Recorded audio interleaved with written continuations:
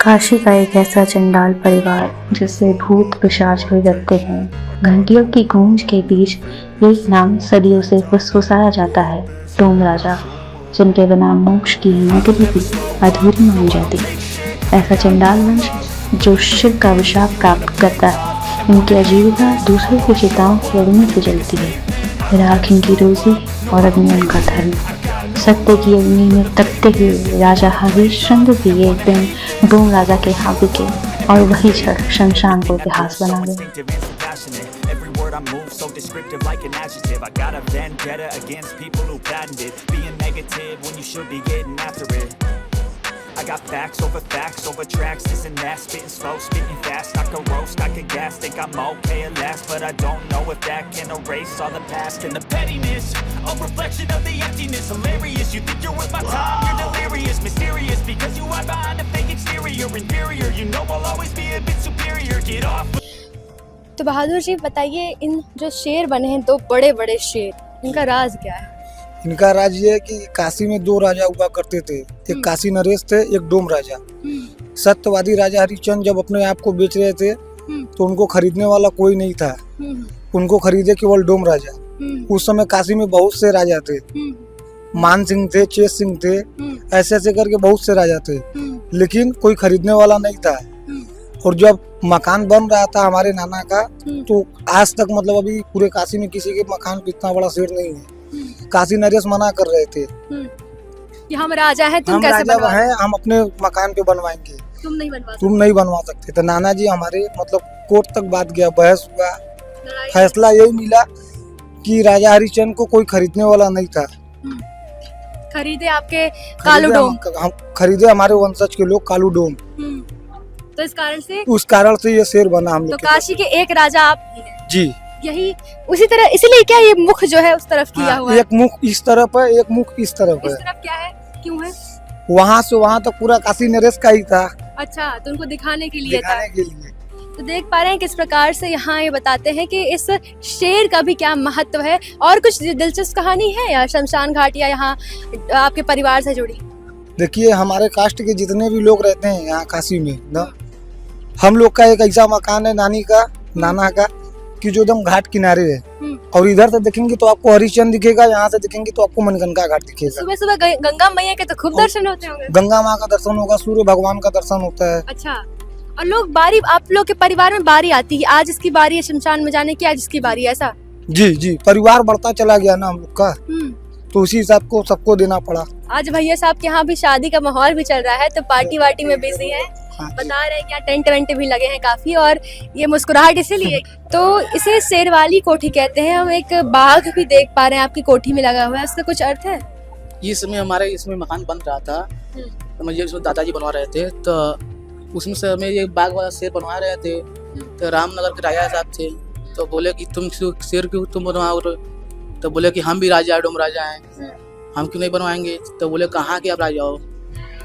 तो हमारे दादाजी बोले इसमें हरिश्चंद्र जी को इसमें कोई नहीं खरीद रहा था, तो उसमें हमारा ही ना मतलब पूर्वज ने कालू डोम ने खरीदा, तो क्यों हम नहीं बनवा सकते? तो इसलिए थोड़ा सा केस मुकदमा चला। उसके बाद हम लोग जीते, हम लोग केस। और देख लीजिए, दो शेर है, एक शेर का मुँह रामनगर की तरफ है, एक शेर का मुँह राजघाट की तरफ है। तभी से इसका अर्थ है कि आप शेर हैं और आप उनकी कोठरी की तरफ मुख करके शेर बनाया गया है कि हम भी काशी के राजा हैं और स्वयं भगवान से ये सब चीजें चली आ रही हैं, भगवान के समय से। जी बिल्कुल। हाँ, तो इन्होंने बताया, आपने हरिश्चंद्र की कुछ कहानी बता रहे थे आप। कालू डोम जो थे उनके यहाँ हरिश्चंद्र जी बिके हुए थे, कुछ ऐसी ही कहानी है? नौकरी करते थे, नौकरी करते थे, अपने आप को बेच दिए थे, अपना घर राजपाट सारा संसार बेच दिए थे अपना। हरिश्चंद्र आपके पूर्वजों के यहाँ ही हरिश्चंद्र जी ने सेवा दी है? हाँ, सेवा दी है। अच्छा, ये बताइए, जब आप लोग पार्थिव शरीर जलाते हैं तो प्रतिदिन में कितनी यहाँ लाशें आती होंगी? ये कोई ठीक नहीं है, 100, 200, 125। तो इससे आप लोग की जीविका कैसे चलती होगी? आप लोग कैसे कमाई उसमें से होती होगी? क्योंकि तो वो तो काम करेंगे तभी कमाएंगे। प्रति शरीर कुछ देते हैं ये लोग, दक्षिणा वगैरह कुछ भी? हाँ, और हमने सुना है लकड़ियों का दाम बहुत ज्यादा है यहाँ, 20,000, 25,000, और चंदन की हुई तो लाखों में। नहीं, लाखों में नहीं बिकता है। ऐसा है ना कि देखिए, यहाँ पे रेट इसलिए ज्यादा है कि जो चौक है मेन मार्केट, वहाँ से घाट तक लकड़ी लाने में बहुत दिक्कत होता है, और नाव से उतना लकड़ी आ नहीं सकता है। तो इसलिए थोड़ा सा चार्ज ज्यादा होता है। अच्छा, और ये मशान होली यहाँ जो खेली जाती है उसका क्या महत्व है? भगवान स्वयं आए यहाँ होली खेले हैं। ये काशी से पहले आनंद वन था, माता पार्वती के साथ खेले विश्वनाथ जी। अवैधनाथ की कोई कहानी सुनी है क्या आपने? ये अवैधनाथ है, ये आए थे इनके घर पे, डोम राजा के घर पे, हाँ। इन्होंने भोजन कराया था उनको, स्वभोज। अच्छा, ये कहानी थोड़ा सा मैं बताऊंगी। अवैधनाथ जी वो थे जो मंदिरों में जो छोटी जाति के लोग हैं उनको भी प्रवेश करने की लड़ाई लड़ रहे थे, क्योंकि उस समय में दलित को कभी मंदिर में प्रवेश नहीं दिया जाता था। तो उस टाइम पे वो लड़ाई लड़ रहे थे और आग्रह किया था कि डोम राजा का परिवार भी इस आंदोलन में शामिल हो। तो इनके परिवार से एक संदेश गया था कि जब तक अवैधनाथ जी यहाँ बैठ के भोजन नहीं करते हैं तब तक हम ये स्वीकार नहीं करेंगे। और वो आते हैं यहाँ भोजन करते हैं, तब से आप सबका मान और काशी में बढ़ जाता है। कई बार मशान घाट में महिलाओं का पीछा नकारात्मक ऊर्जा करती है। यह कहना है सदियों से पिंडदान करने वाले महाब्राह्मणों का और डोम राजा परिवार का भी। आपके घर परिवार की महिलाएं कभी मशान में गई हैं? नहीं, सब नहीं जाती है। कहने रहे अगर महिलाएं जाएंगे मसान पे तो वहाँ देखा था भूत प्रेत का भी डर होता है। और कुछ हमारे के अवगढ़ रहते हैं, बाबा रहते हैं, कब किसको क्या कर सकते हैं, कोई क्या नहीं करेंगे। टोना जादू इन सब चीजों पे बहुत ज्यादा यहाँ वर्चस्व रहता है। एकदम जी, बिल्कुल एकदम पे। अच्छा, यहाँ पे मतलब किसी मसान में कोई चीज़ लेडीज़ों का तो मसान में एकदम नहीं जाना चाहिए, चाहे मसान की होली हो चाहे जो भी हो, नहीं जाना चाहिए। क्योंकि वहाँ पे इतना आज हम जगदीश जी के परिवार से मिले, जो कि आपको बता दें राष्ट्रपति से ही सम्मान उन्हें प्राप्त हुआ है। और खुद ओम जी गए थे अपने हाथों से पुरस्कार लेने। नरेंद्र मोदी जी के साथ इनकी तस्वीरें हैं। काफ़ी अच्छा वहाँ का वातावरण भी था और कुछ खास बातें मणिकर्णिका से जुड़ी, शमशान से जुड़ी और डोम परिवार से जुड़ी इन्होंने बताई है। कर्णिका में शिव और पार्वती तारक मंत्र सुनाकर मोक्ष का द्वार दिखाते हैं। यही कारण है कि एक विदेशी ने कहा, विदेश में भौतिक सुख है, भारत में आत्म शांति। No Hindi.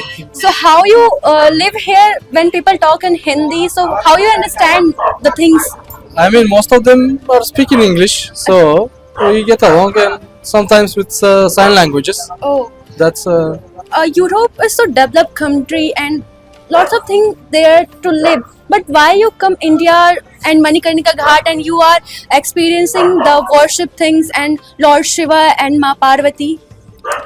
so. It might be so. I mean, in some sense, Europe is developed, but in some other way, like spiritual, something which is within. It's most. I can say that India is more developed on that side So you of the human aspect, human life. So Yeah. that's what draws many people, because after some time, I mean, we can have some comfort, like material comfort, but after some time we see that that's not the whole thing, and that's not what human are created for. I mean, When you come India and explore Kashi or Manikarnika? this is my second time here. First time I was just for 5-6 days. Now I am like for almost 2 weeks here, and I'm spending like almost 1 hour in Manikarnika sometimes in the evenings, most especially in front of this What do fire. you think about this In front of this Agni? fire. The normal city. In here, to that people give Agni Sanskar. Would you like to be part of this when your body, your soul leaves your body? What you mean? Agni Sankar? Burning? Yeah, Burning? Okay. kind of burning. I don't know. I mean, Here we Wow. say Agni Sanskar. yeah, Agni Sanskar. Okay. Yeah. Once I die, I don't know. I mean, whatever happens to the body happens. Yeah. So, एक बार आप कहना चाहोगे हर हर Mahadev? Har Har Mahadev. तो आपको बता दें कि ये यूरोप से आए हैं, यहाँ मणिकर्णिका घाट में, शमशान घाट में बैठ के मेडिटेशन कर रहे हैं। इनका कहना है कि यूरोप में मटेरियल सुख जो होता है वो मटेरियल सुख में बहुत धनी होंगे, लेकिन ये जो स्थान है, एक यूरोप के व्यक्ति कहते हैं कि हाँ, स्पिरिचुअल जो धनी है लोग वो भारत में ही हैं और भारत जैसा गुण और अद्वितीय शक्ति और कहीं नहीं है। Thank you so much sir. Kashi Vishwanath जो कि भोले बाबा के त्रिशूल में विराजमान है और सबसे खास बात और पर्यटन के आकर्षक का केंद्र मणिकर्णिका घाट हमेशा से रहा है, जहां मशान घाट में यहाँ हमेशा 100 से ज़्यादा एक बार में लाशें जलती हुई हमें देखने को मिलती हैं। शायद गिनती कम पड़ जाए, इससे ज़्यादा यहाँ पार्थिव शरीर लाए जाते हैं। 24 घंटे आपको यहाँ अग्नि में जलते पार्थिव शरीर दिखते हैं। ऐसे में महाब्राह्मण जो होते हैं, जो यहाँ देख रेख करते हैं और जो पिंडदान भी करवाते हैं इन पार्थिव शरीरों के लिए, तो क्या कुछ इतिहास है, कुछ आप बताना चाहेंगे? ये जो है राय दशरथ से चला आ रहा है। उनके बच्चा जो पिता जो गुजरे हुए उस समय से जो चला आ रहा है, वो उसमें से पिंडदान हो रहा है और आज भी वैसे चल रहा है। तो आप लोग सुबह से शाम तक यही 2 घंटा यहाँ आदमी रहता है। तब बड़ी आए तब उसका पिंडदान करना हो, इसलिए आदमी तत्पर हमेशा रहता है और होता है। उसकी जो दक्षिणा होती है बराबर समझ लेता है। मंत्र के बारे में कुछ बता रहे थे? माना जाता ये है कि काशी में जिसकी मृत्यु होती है उसको माता पार्वती स्वयं अपने गोद में लेती हैं और भगवान शंकर उनके कानों में तारक मंत्र देते हैं उसकी मोक्ष के लिए। और तारक मंत्र तभी बताया जाता है जो शव होता है। जी, तारक मंत्र तभी बताया जाता है जब भगवान शंकर मृत व्यक्ति के कान में वो मंत्र डाले उस मोक्ष की प्राप्ति के लिए। इसलिए राम नाम सत्य कहते हैं। तारक मंत्र का नाम राम, लेकिन भगवान शंकर तारक मंत्र जो देते हैं वो अलग। हम लोग तो रेगुलर में राम नाम सत्य है, तो उनके अलावा कोई सत्य नहीं है, राम का नाम ही सत्य है, इसलिए राम नाम सत्य बोलते हैं। उन्होंने बताया एक खास तारक मंत्र होता है जो कि पार्थिव शरीर के कान में खुद शिव आके बोलते हैं और माँ जो है, माँ पार्वती अपने गोद में उनको ले करके ये शिव जी है उनके कान में बोलते हैं। पूरा मंत्र प्रक्रिया इतनी अद्भुत है, सुनने में इतनी अद्भुत लगती है। तो जो लोग यहाँ पे अग्नि संस्कार पाते हैं वो कितने ही सौभाग्यशाली होते हैं जिन्हें स्वयं भगवान शिव से तारक मंत्र अपने कर्णों में सुनने को मिलता है।